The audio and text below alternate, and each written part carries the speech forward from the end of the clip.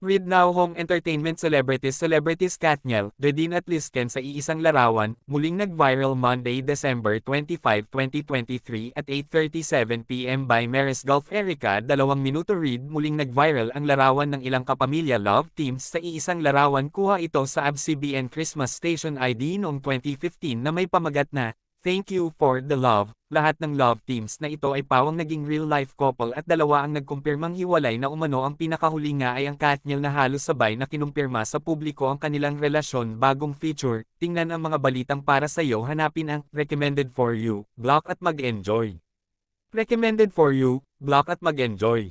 Agaw eksena ang kuha ng mga love teams na Katniel, Redine at Lizken sa iisang larawan na mula sa ABS-CBN Christmas Station ID noong 2015 na may pamagat na, "Thank you for the love."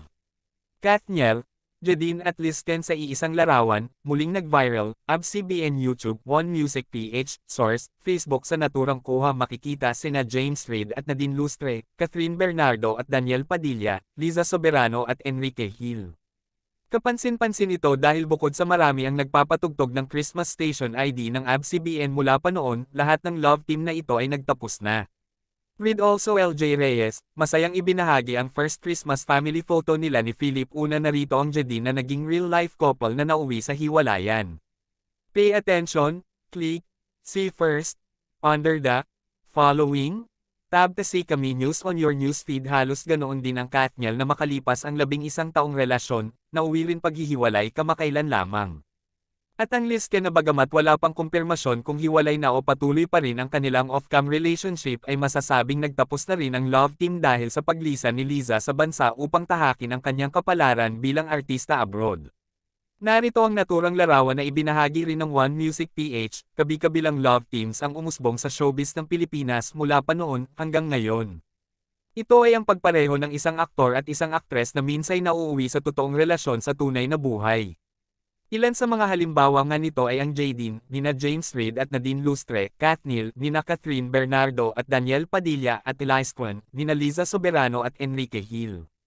Reid also OGD, nakausap ang kaibigan ni Richard, "Kung malalaman ko lang daw ang katotohanan." Matatanda ang binalot kamakailan ng kontrobersya ang Katniel matapos may bahagi ni OG Diaz ang kanya umanong nabalitaan sa isang source tungkol kina Daniel Padilla at Andrea Brillantes.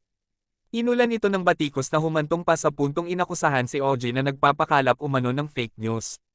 At nito lamang ika-30 ng Nobyembre, halos sabay na kinumpirma ni Catherine at Daniel ang kanilang paghihiwalay na matagal nang naging bali-balita bago pa man ipalabas ang pelikula ni Catherine na A Very Good Girl. Sa pamamagitan ng kani-kanilang post, naglahad ng saloobin ang dalawa upang ipaunawa lalo na sa kanilang mga fans ang parehong desisyon na mayroon pa rin umanong respeto at pagmamahal. Bagong feature, tingnan ang mga balitang para sa iyo. Hanapin ang Recommended for You, block at mag-enjoy.